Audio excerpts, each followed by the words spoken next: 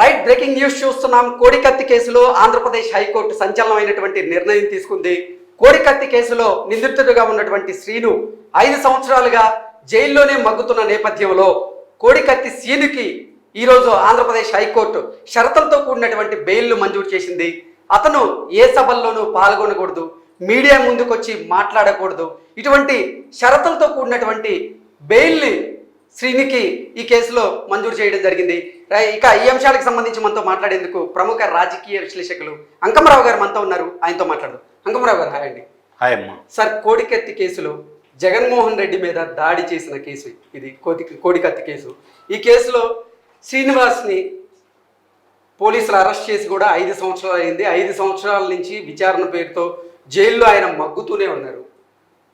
జగన్మోహన్ రెడ్డి ఇప్పటి వరకు ఆ కేసుకు సంబంధించినటువంటి సాక్ష్యం చెప్పడానికి కోర్టుకి హాజరమైనటువంటి నేపథ్యాన్ని మనం చూస్తూనే ఉన్నాం. ఈ నేపథ్యంలో 5 సంవత్సరాల నుంచి ఇది ఒక చరిత్రను కూడా చెప్పుకోవచ్చు. ఏ కేసులో కూడా నిందితుడు 5 సంవత్సరాలు బెయిల్ రాకుండా గడిపినటువంటి సందర్భం అయితే గతంలో లేదు. కానీ 5 సంవత్సరాలు కోడికత్తి కేసులో శ్రీనివాస్ జైల్లోనే మగ్గిపోయారు. ఈరోజు ఆంధ్రప్రదేశ్ హైకోర్టు సంచలనమైనటువంటి నిర్ణయం అయితే తీసుకుంది. అతనికి కొన్ని షరతులతో కూడినటువంటి బెయిల్ అయితే మంజూరు చేయడం జరిగింది. ఏంటి సార్, ఈ పరిణామం చూస్తే ఏమనిపిస్తుంది? ఇది కృష్ణ గారు, జనపల్లి శ్రీనివాస్ అనే ఒక వ్యక్తి జగన్మోహన్ రెడ్డి గారికి వీరాభిమాని, ఆ పార్టీ కార్యకర్త. ఆ రోజు జరిగిన సంఘటన నిజమెంత అబద్ధం ఎంత అని చెప్పి కనుక ఆ రోజు అందరూ కూడా నిజమే అనుకున్నారు. నేనైతే నిజం అనుకోలేదు. ఓకే. ఎందుకంటే నాకు దాని గురించి జరిగిన సంఘటన ప్రదేశాన్ని చూసిన తర్వాత అది కావాలని సృష్టించింది అనే అనుమానం ఆ రోజు ఉంది, ఈ రోజు కూడా ఉంది. అందులో ఎలాంటి సందేహం కూడా ఏం లేదు. ఓకే. కాకపోతే ఏంటంటే కార్యకర్త కాబట్టి అతనికి ఏదో చెప్పుండొచ్చు. అతను కూడా చెప్పాడు కాబట్టి సానుభూతి వస్తుందని చెప్పని, ఎన్నికల్లో లబ్ధి పొందడం కోసం అని చెప్పాడు కాబట్టి అదేవిధంగా అతనితోటి మాట్లాడి జరిగిన సంఘటన అని చెప్పని చాలా స్పష్టంగా అర్థమైపోతా ఉంది. అందులో ఎలాంటి సందేహం కూడా లేదు. ఇప్పుడు మీరు అన్నారు సంచలనమైన తీర్పు ఇచ్చారని. నేనైతే సంచలనం అని అయితే భావించట్లేదు. అంటే సంచలనం అంటే ఎందుకు సంచలనం అంటున్నాం అంటే, సరే మీరు చెప్పిన దాని ప్రకారంగా ఇది డ్రామా అయినా అనుకోండి, ఒక కేసులో ఒక నిందితుడు బెయిల్ రాకుండా 5 సంవత్సరాలు జైల్లో మగ్గిపోవడం అనేది చరిత్రలో ఇది మొదటిసారిగా కాదు. అది కాదండి. సంచలనం అంటే ఎలా ఉండాలి? ఒక వ్యక్తిని తీసుకెళ్ళి అదుపులో తీసుకొని విచారణ చేసేటప్పుడు అక్కడ నిజ నిర్ధారణ తీసుకొని ఇక్కడ పలాంది జరగలేదు కాబట్టి ఇతను విడుదల చేస్తున్నామని చెప్పి ఒక నెలకో 2 నెలలకో 4 నెలలకో చెప్తే అది సంచలనం. అది చెప్పడానికి అసలు ముందు జగన్మోహన్ రెడ్డి సాక్ష్యం చెప్పడానికి. అందుకే 5 సంవత్సరాలు ముఖ్యమంత్రి అందుబాటులో ఉండి రాష్ట్రంలోనే ఉండి రావట్లేదు అన్న తర్వాత ఎప్పుడు దీని అసలు కొట్టివేయాలి.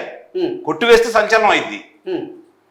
అతనికి ఈ రావట్లేదు కాబట్టి కొట్టివేసి దీంట్లో ఏమి బాధితుడు వచ్చి మాకు చెప్పట్లేదు కాబట్టి దీన్ని పరిగణలో తీసుకోవట్లేదని చెప్పి కొట్టేస్తే అది సంచలనం అయింది. అంతేగాని పాప 5 సంవత్సరాలు నిజంగా శిక్ష పడినా కూడా 2-3 సంవత్సరాల కంటే పడదు కదా. 5 సంవత్సరాల్లో కారాగారంలో నిర్బంధించి అతన్ని ఇబ్బంది పెట్టి ఈరోజు అతనికి ఏం న్యాయం జరిగినట్టు? ఆ 2 సంవత్సరాల కాలాన్ని అతనికి ఎలా ఇచ్చినట్టు? ఎందుకు అతను కారాగారంలో ఉండాలి? కాబట్టి నేను సంచలనం కాదని చెప్పి నేను భావిస్తున్నాను. ఇప్పుడు అసలు ఈ కేసులో ఆయన నిందితుడా లేదా బాధితుడా అనేటువంటి అనుమానాలు చాలా మందికి వస్తున్నాయి. నిస్సందేహంగా జనపల్లి శ్రీనివాసరావు అనే వ్యక్తి బాధితుడు. ఓకే. నిందితుడైతే నేను భావించట్లేదు. ఎట్టి పరిస్థితిలో కూడా నిందితుడుగా నేను భావించట్లేదు. మరి గాయం ఏది తాలూకు అంటే అది గాయం అంటే నాకు అంటే మీరు ఇందాక అన్నారు సాస్ అని. సాస్ కాదు, అది రక్తమా సాసా అనే దాని గురించి ఒకసారి కన్నా మనం చూసుకుంటా ఉంటే నాకేమనిపిస్తుందంటే, మామూలుగా చిన్న ఏదన్నా చిరుగుపోయింది అనుకోండి, కోడికత్తి పెట్టి ఎట్లా అంటే అక్కడ ఏదో ఒకటి కనపడాలి కదా. అంటే గాయం అయితే షర్ట్ అయితే చిన్నగాలి అనేది మీ అవును మీ వాదన. నా వాదన. కాబట్టి లేదు కదా. కాబట్టి నాకెందుకు కొంచెం అనుమానంగా ఉన్నది. ఇప్పుడు ఇన్ని సంవత్సరాలు దాన్ని ఆయన కారాగారంలో మగ్గే విధంగా వీళ్ళు చేశారు కాబట్టి నాకు ఇంకా నిజం అనిపిస్తుంది. అంటే జగన్మోహన్ రెడ్డి వైఖరిని నిరసిస్తూ ఈ కేసులో ఎంతో మంది ఇప్పటికే అంటే ప్రజా సంఘాలు అయితేనేవి, దళిత సంఘాలు అయితేనేవి, మానవ హక్కులకు సంబంధించినటువంటి కొన్ని సంఘాలు అయితేనేవి, అలాగే చాలామంది కూడా లాయర్లు అయితేనేమి, చాలామంది ఇప్పటికే గవర్నర్ గారి దృష్టికి తీసుకువెళ్ళారు ఈ కేసుని. గవర్నర్ గారి దృష్టికి వెళ్ళిన తర్వాత కొద్ది రోజుల్లోనే బెయిల్ వచ్చింది. ఏంటి, గవర్నర్ గారు సిఫార్సు చేస్తేనే బెయిల్ వచ్చింది అనుకోవచ్చా? లేదే అంటే ఇప్పటి వరకు బెయిల్ రాకపోవడానికి కారణం ఏంటి, ఇప్పుడు ఉన్నట్టుండి బెయిల్ రావడానికి కారణం ఏంటి అంటే ఏం చెప్తారు? తప్పనిసరి పరిస్థితుల్లో ఇంతకంటే ఇంకా ఎక్కువ కాలం కొనసాగించలేమేమో దీన్ని. ఇప్పటికే న్యాయస్థానం మీద లేనిపోని విమర్శలు వస్తున్నాయని చెప్పని ఇచ్చి ఉంటారని అయితే నేను భావిస్తున్నాను. ఓకే, లేదంటే గవర్నర్ గారి దృష్టికి వెళ్ళింది కాబట్టి గవర్నర్ గారు ఏమైనా సిఫార్సు చేస్తే ఆయన చెప్పారని అయితే నేను అనుకోవట్లేదు. దానివల్ల న్యాయస్థానాలకి ఈ కేసుని త్వరితగతిన విచారణ చేయండి అనేది అయితే ఆయన సిఫార్సు చేసి అట్లాంటి సమాచారం కూడా మనకు అందలేదు. ఓకే, కాకపోతే ఈ ప్రజా సంఘాలు కావచ్చు, వాళ్ళ తల్లి గారు అన్నయ్య గారు నిరాహార దీక్ష కూర్చోవడం కావచ్చు, జరుగుతున్న పరిణామాలు ఎటు శ్రీనివాస్ కూడా నిరాహార దీక్ష కూర్చున్నాడు.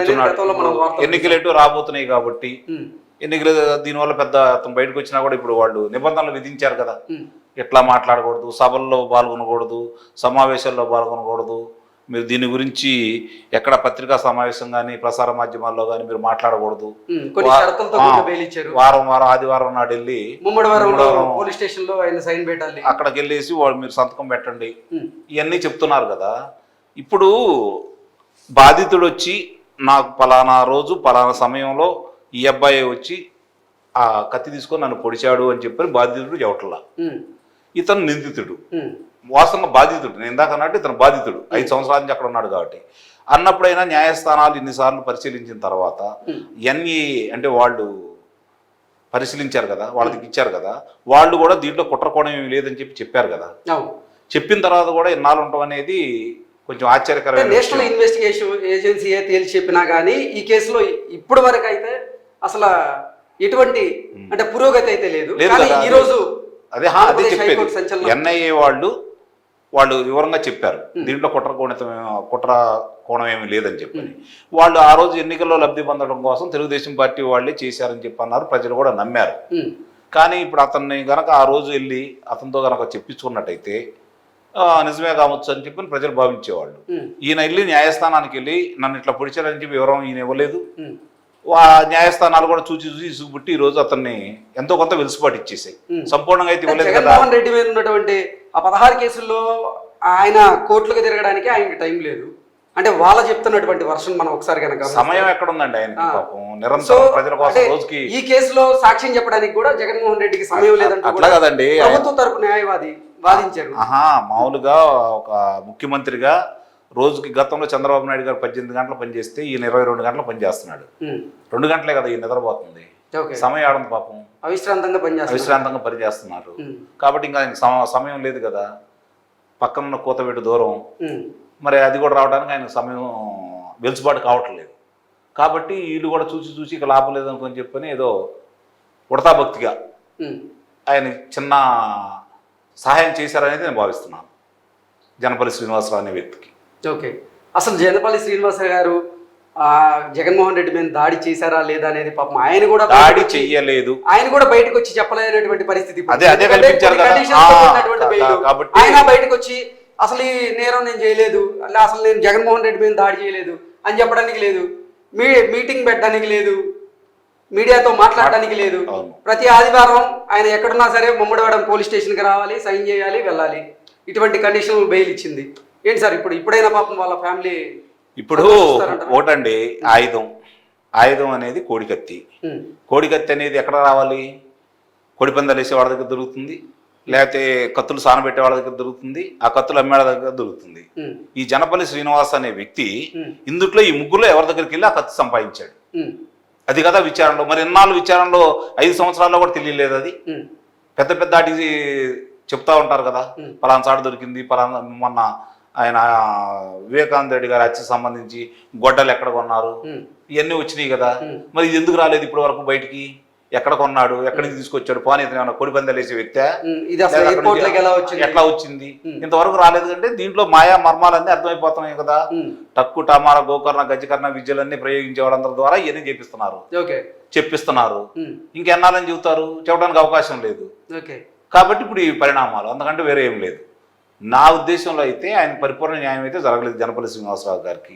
నిజంగా అతను కనుక చేసి ఉంటే శిక్ష వేయాలా, నిజంగా చేసినాడైతే గ్యారంటీగా చెప్పేవాళ్ళు ముఖ్యమంత్రి గారు. కాబట్టి చెప్పలేదు, కాబట్టి చేసి ఉండలేదు అనేది, ఇది కుట్రకోణం ఉందనేది ప్రతిపక్షాలు. ఒకవేళ అసలు నిజంగా దాడి జరిగితే జగన్మోహన్ రెడ్డి మీద ఆయన కోర్టుకి వెళ్ళి ఎందుకు సాక్ష్యం చెప్పలేదు ఈ 5 సంవత్సరాలు? అంటే నిజంగా దాడి జరిగి ఉంటే 5 నిమిషాల్లో శ్రీనివాసరావు గారిని చంపేసి ఉండేవాళ్ళు. అందులో ఎలాంటి సందేహం కూడా లేదు. ఉమ్, కుట్ర కోణం ఉంది కాబట్టి దాన్ని లబ్ధి పొందడం కోసమే వాళ్ళు అలాంటి ఆలోచన చేశారని చెప్పి అయితే నేను భావిస్తున్నాను. ఓకే.